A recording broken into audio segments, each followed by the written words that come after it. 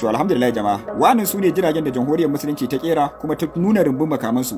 Wannan jiragen jamhuriyar musulunci ta fito ta tabbatar da cewa suna ɗaya daga cikin jiragen da kasar American take ji da su, take amfani da su wajen kutsowa kasar su, wanda take harbe su a kwanakin ba, take saukar da su, take harba saura. To a cikin jiragen da jamhuriyar musulunci ta tara marasa matuka musamman FQ9 ko da sauran jiragen kasar mamaya wanda suke sintiri a sararin samaniyar jamhuriyar musulunci na kai hari ko kuma satar bayanai, wanda ta ci gaba da sauke su a kwanakin baya. To a yanzu jamhuriyar musulunci ta ce ta gyara musu fasali, sannan kuma ta kera dubunnan irinsu wanda suka fi na kasar American karfi da gudu da kuma control da kuma fasaha ta zamani, wanda ta ce yaki na gaba ba za ta yi amfani da shahid ba, wato shahid ya samu magaji. Wannan jiragen kasar American din wato FQ9 da sauran jirage na kasar mamaya wanda jamhuriyar musulunci ta dinga harbo su lokacin da ake yaki da kuma lokacin da ba a yaki, wanda ita da kanta jamhuriyar musulunci ta ce za ta canja su, bayan ta canja su sannan kuma za ta kera su, za ta kara musu fasaha, za ta yi amfani da su yaki na gaba. To cikin ikon Allah jamhuriyar musulunci ta gama komai da komai, ta kama jiragen, ta kunce su, ta kalli tsarin da suke da tsarin fasaha da yanda ake kera su, da yanda kuma suke da control, yanda kasashe suke control. Amma yanzu jamhuriyar musulunci ta canza tsarinsa, bayan ta canza tsarinsa kuma sannan ta kirkiri dubunnan irinsu, sannan kuma ta ce za ta ci gaba da tara su, sannan kuma yaki na gaba za ta yi amfani da su, wanda waɗanda suka kera su sai sun yi dana sanin har ba su sararin samaniyar jamhuriyar musulunci, sannan kuma bannar da za ta yi musu sai sun yi dana sanin barin ma yanda jamhuriyar musulunci ta samu bayanan sirrin jirgin har ta kwashe bayanan sirrin, kuma sannan ta ƙara da nata sannan kuma ta kirkiri dubunnan irinsa. Wannan ramin kasan da kuke gani rami ne na wa'annan jiragen gabaki daya, wanda yanzu haka an fara testing ɗinsu. Yanzu kawai wata dama ake jira kasar American ta yi ganganci ko kawayenta ko kuma wasu kasashe wanda sun ce za su jarraba aiki da shi, sannan kuma sun tabbatar da cewa wannan jirgin zai iya fin shahid ɓanna. Kun san ko jirgin da zai fi shahid ɓanna a zamanin yanzu? Shahid ba wanda ya tarwatsa kasar America, ya tarwatsa duk wani buri da kasar America take da shi a Middle East, yake tadawa munafukan kasashen musulmai asiri, wanda karansa kadai yana iya hana ka bacci ko kuma ya sa ka zawayi. Idan ƙarya nake ku je ku tambaye sauran kasashen, karan kadai yana sa su jawayi shiga bayan gida da gudu. To yau jamhuriyar musulunci ta ce wanda ta kwata a hannunsu, wanda ta ci shi da yaki, ta ci ganimansa, yau ta canja masa fasali, ta ƙara masa fasahohi, ta ƙara kirkirar kalan nasin, ta ce wannan karan da kayanku za a yaƙe ku, kuma sannan tana ci gaba da girke su da kuma ci gaba da kera su. Ala kullu hadin dai zamu ce ubangiji Allah ya ɗaukaka musulunci, ya kaskantar da kafirci, ya haɗa kawunan kan musulman duniya gabaki ɗaya, ya nuna mana munafukan musulmai a haɗa da su. Wato ya Allah jama'a, ina bukata a yi min sharin wannan bidiyon ya kai ga Baba Chiani, wato shugaban ƙasar mai albarka kuma mai tausayin talakawa, kuma ina bukata a tura min wannan bidiyon ya kai ga shugaban sojoji na Difa, sannan ya ƙarasa ya kai ga shugaban sojoji na Gegime. Muna roƙonku kuma ubangiji kuna aiki, kuna kokari sosai, sai dai akwai tunin da zamu yi muku. Muna bukata a tashi a ƙara sa ido, musamman Baba Chiani. Mun tabbatar da cewa al'amarin Difa, abin da ya kama Gegime, abu ne mai ɗaura kai. Baba Chiani, a yanzu fa yankin Difa da kuma yankin Gegime ya koma yanda ka san tsakiyar Zamfara, ya koma yanda ka san Zamfara ko kuma in ce yanda ka san Katsina. Ina bukata da Baba Chiani a ƙara sa ido sosai, kuma sannan a ƙara matakan tsaro sosai. Yanzu ta'addancin 'yan Boko Haram ba wai tara hanya suke suna tara motoci ba, duk da dai kwamba ake yi tsakanin Difa da Gegime, sannan kwamba ake yi sojoji su buga bato. Duk da kwamban a yanzu magana nake maka, 'yan Boko Haram suna tara hanya a bakin hanya suna sace mutane. Wato 'yan Boko Haram ba su tsaya ga tara hanya su sace mutane ba, suna shiga har cikin garin Gegime su saci mutane su tafi, kuma sai an ba da kuɗi sannan su sako su. 'Yan Boko Haram ba su tsaya da shiga cikin Gegime ba, suna shiga har cikin garin Kaulawa nan ma su sace mutane su shiga. Duk da akwai hukumar, akwai ma'aikata sosai, kuma mun san da ana sa ido sosai. To muna bukata ga Baba Chiani ya ƙara sa ido sosai. Muna bukata ga shugaban sojojin Difa da kuma shugaban sojojin Gegime. A shekaran jiya nan an shiga cikin garin Kincandi, an sace sama da mutum 20 da wani abu, wanda a yanzu haka 'yan ta'addan sun ɗaura, 'yan Boko Haram ɗin sun ɗaura kuɗi sama da miliyan 20 zuwa miliyan 30.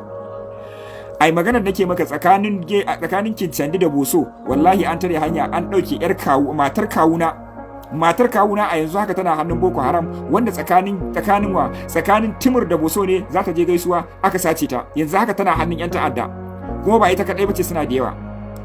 Ta'addancin 'yan Boko Haram ta kai ta kawo har cikin Difa suna iya shiga su yi sata ko kuma su yi abin da suka ga dama. Duk wanda yake yankin Gegime, yankin Difa ya tabbatar da cewa yanki ne wanda ya koma tamkar arewacin Najeriya. Baba Chiani mun dogara da Allah ne ko mun dogara da kai. Duk wannan garuruwan da suke bakin bodan nan idan ka zo ka duba a yanzu kafin ka samu dan Nijar ɗaya zaka samu dan gudun hijira mutum 5. Kuma gabaki ɗayansu sun dogara ga Allah ne, sun dogara da ku saboda irin dagiya da kuma cijewa da kuma ƙarfin sojojinku wanda kuka hana kutse ko kuma muku mamaye a ƙasar ku. Shi yasa gabaki ɗaya muka taso muka bar garuruwanmu.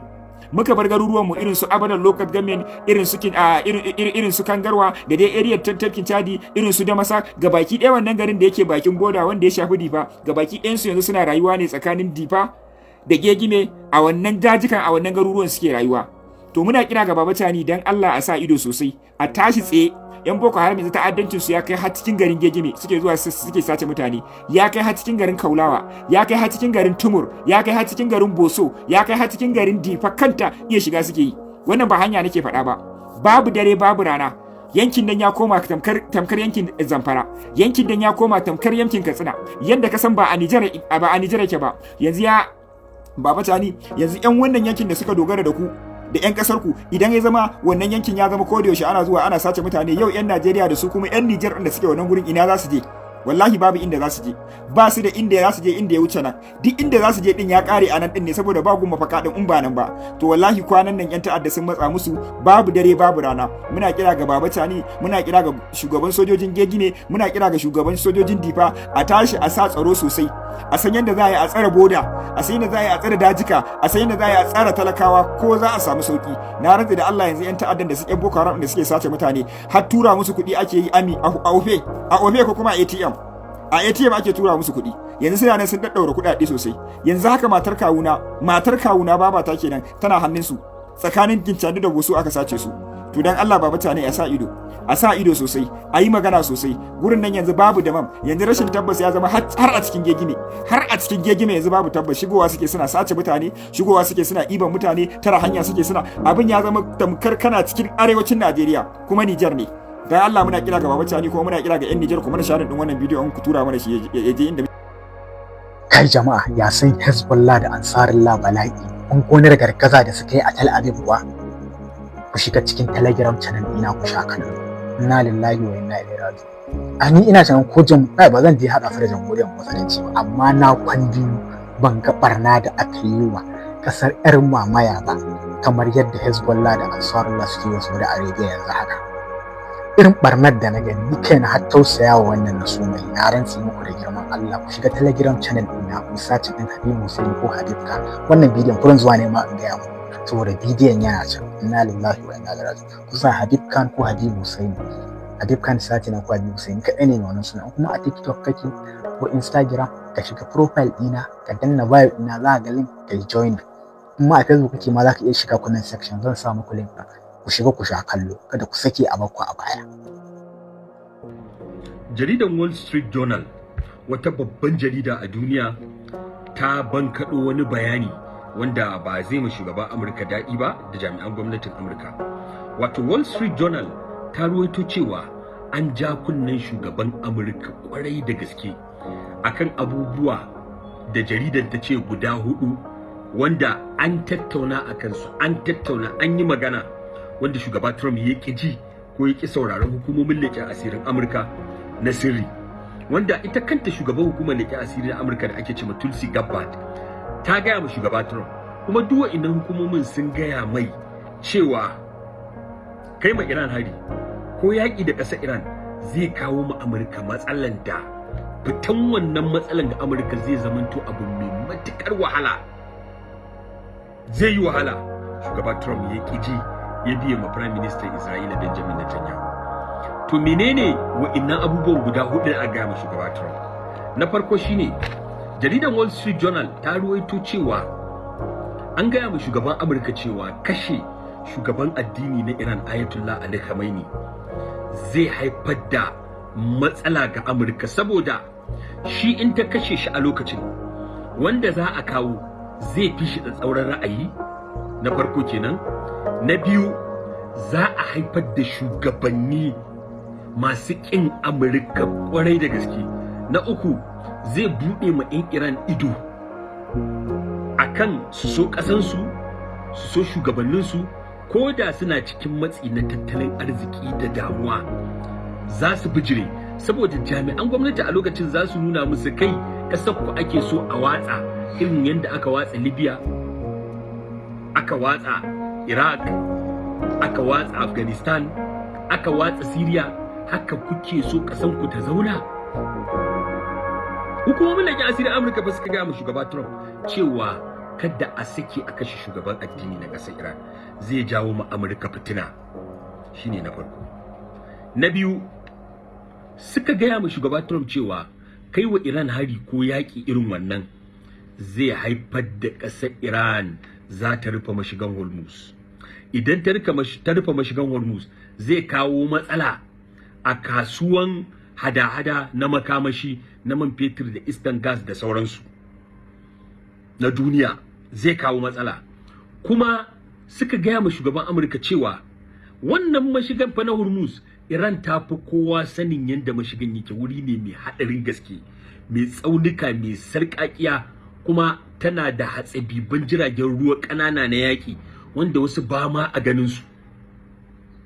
Shugaban hukumomin leƙen asiri na Amurka sun gaya ma shugaba Trump wannan bayanin. Wall Street Journal ta ruwaito wannan cewa rufe mashigan Hormuz bala'i ne ga duniya, ba Amurka kaɗai ba, wanda mun wayi gari yau tun daga takin zamani, abubuwa na gona, komai yayi tsada a Amurka. Shi yasa Trump din ma ya rasa yanda zai yi a yanzu, cewa kada a kai ma Iran hari, a ba harkoki na diplomasiya. Wannan ma na biyun ya ji ya biye ma Netanyahu. Na uku, jaridar Wall Street Journal ta ruwaito cewa hukumomin leƙen asiri da tsaro na Amurka sun ja kunnen shugaban Amurka cewa kai ma Iran hari zai jawo abun kunya ga shugaba Trump ko ga gwamnati ko ƙasar Amurka. Me abun kunyan?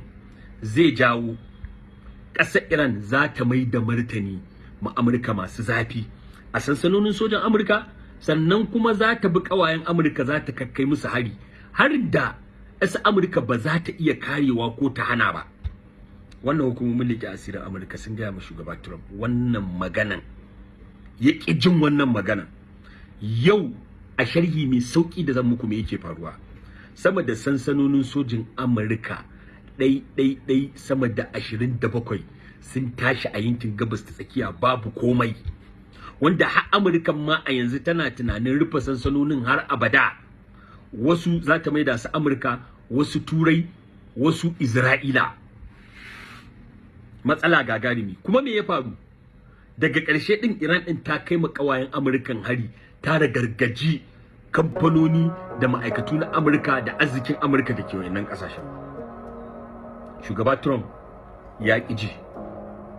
Na hudu, manya-manyan jami'an gwamnatin Amurka sun gargaɗi shugaba Trump akan yaƙi zai kawo ɓarnata rayuka na sojojin Amurka, zai kawo ɓarnata dukiyoyi na yaƙi na Amurka da ya kama da jiragen yaƙi na sama, jiragen ruwa, zuwa makaman yaƙi missile da Amurka take da su. Wallahi wannan a Wall Street Journal na gani. Hukumomin leƙen asirin Amurka sun gaya ma shugaba Trump kafin yaƙin nan. Yau me ya faru? Amurka ba ta da makamai masu linzami, sun ƙare. Na biyu, an kashe mata sojoji masu tarin yawa duk da tana ɓoyewa.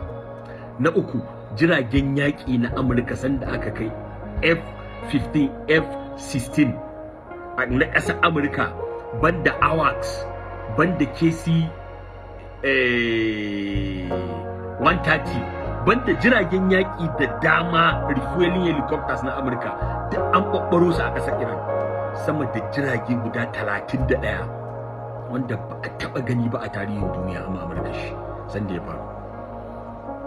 Duka wa'innan abubuwan guda hudu da na lissafa, duka hukumomin tsaron Amurka sun gaya mu shugaba Trump, amma wallahi ya ƙi ji, ya tsallake. Yau wa gari ya waya, an kai ga duk abubuwan da suka faɗa zai faru ya faru a idan shugaba Trump, a idan jami'an gwamnatin Amurka, a idan shugabannin sojojin Amurka. Kuma duk daga ƙarshe babu riba, saboda bukatun Amurkan a ƙasar Iran har yanzu guda ɗaya ba a cimma shi ba. Na farko dai burin Amurka shine bayan ta kashe shugabannin ƙasar Iran, ya zamanto ba su da wani ƙwaƙwaran shugaba bai yiwu ba. Na biyu ya zamanto yaƙi ya ɓarke a ƙasar, shi yasa aka ba mu Kurdawa makamai, aka ba ma wasu ɓata gari na ƙasashen waje kuɗi suka fito suka tada zanga-zanga da rigima, amma daga ƙarshe 'yan ƙasar Iran suka haɗa kansu suka nuna ba su san fitina a ƙasar su, suka fuskanci Amurka kai tsaye kuma suna nan daren. Na uku, Amurka ta so ta tsatsa da Iran aƙalla ya zama ƙasa 5. Amurka ba ta samu nasara ba da Isra'ila. To ta yaya Amurka za ta samu nasara a batun tattalin arziki? Tambayan ku nake yi, ma haɗa comment section. Na gode. Za ku ga na canza tsarin content ɗina yanzu, akwai tsare-tsare canje-canje da muka yi. Na gode. Wato ni fatin da nake a rayuwa na ban taɓa ganin shugabannin da suka raina wa talakawan ƙasarsu wayo ba, kuma suka raina musu hankali ba, kuma suke ɗaukan su mahaukata, suke ɗaukan su jahilai daƙiƙai, na rantsi da girman Allah kaman shugabanninmu na Najeriya. Musamman masu mulkin mu ne yanzu yan jam'iyyar APC, ban taɓa tunani ba, ban taɓa gani ba. Kai ne na farko, kai da kanka ka san da cewa alƙawarin da ka ɗauka baka cika ba.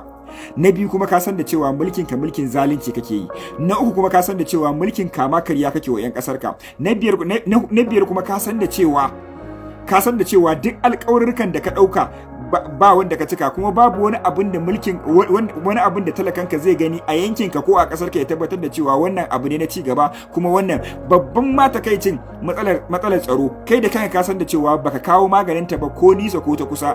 Kullun kuna ihun kun gyara ne, kuma kullun ƙara abin girma yake yi fa, kuma hakan kullun kai ganin kanka kake yi kai mai mulkin adalci ne, kuma wai kana cewa za mu muku abin da muka muku, kuma idan kuka zaɓe mu za mu ci gaba da gyara muku ƙasa, kuma bayan kai taɓarɓara ƙasan kake yi. Dan girman Allah talakawan Najeriya, wannan karan ku nuna musu cewa yadda suke ɗaukan ku ba haka kuke ba. Ku nuna musu cewa kuna da hankali, kuna da tunani, kamar yadda aka yi wa'annan mutanen, kamar yadda aka yi wa'annan masu yawon kamfen ɗin. Wannan dai kuna gani motocin APC ne, gashi nan an musu kaca-kaca, an kori na kora, an faffasa gilasin, shine daidai. Wannan shi zai nuna musu cewa mulkin da suke yi mulkin zalunci ne. Wannan shi zai nuna musu cewa mulkin da suke yi ba mulki ne wanda an gaji da shi, kuma babu wani talaka babu wani jin daɗi na rayuwa wanda talaka zai ɗaga ya gani. Wannan shine daidai. Idan kuka mana haka, kun cika mana burinmu, sannan kuma kiran da muke yi muku kun karɓa. Duk mota da ta fito inda ta APC ce, inda hali ma ku danna mata wuta, ko a jihar Yobe take, barantana ma a Maiduguri uwa uba, ko a ina ne, in dai mutumin nan bai muku abin da kuke so ba su biya muku muradanku ba. Idan kuma sun biya muku muradanku, kamar zaben gwamnoni ko na ciyamomi, wannan idan sun biya muku muradanku za ku iya zaben su. Amma dai shugaban kasa dai na rantsi da girman Allah ku zaɓi wanda in dai shugaban kasa ne, wannan wai kamfen na shugaban kasa ne, ku daki motar, ku kona motar, ku danna mata wuta ma gabaki daya. Wannan shine daidai, shine za su gane cewa mulkin zalunci suke yi, ba mulkin kama karya suke yi, sannan kuma talaka ya gaji da su.